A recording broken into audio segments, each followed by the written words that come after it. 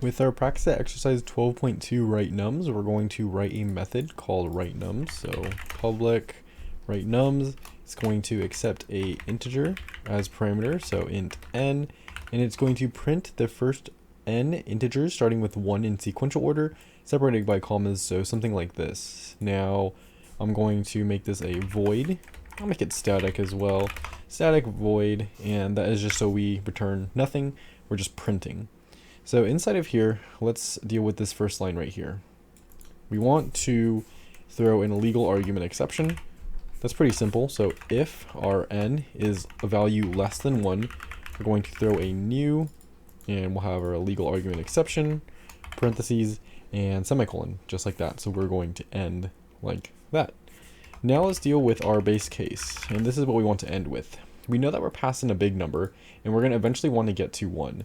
So our base case is going to be printing 1. And for our recursion, we can just print all the way down.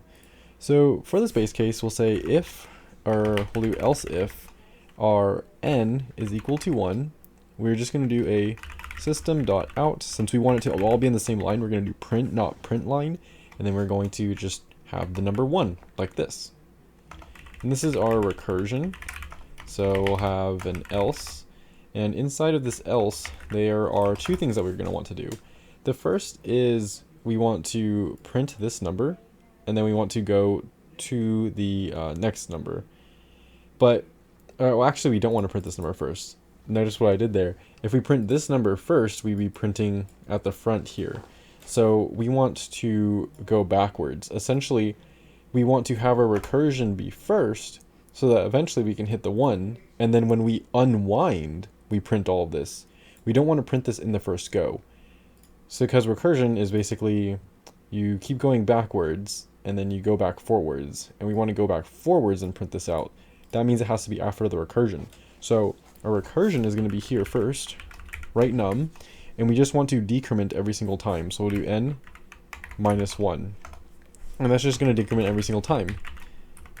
We can do system.out.print, and inside of here is where we are going to want to print. So eventually we're going to make our way down to 1. We're going to want to print 1. And then we are going to want to print a comma, and then a space, and then we're going to append to this our n. Because after we print 1, when we unwind, we're going to have a 2, right? So we'll come down here and we'll print our 2. And then we finish this, we unwind again, this will give us a 3, and then we'll print our 3. So that's pretty much it. We can close off this else statement and close off this method.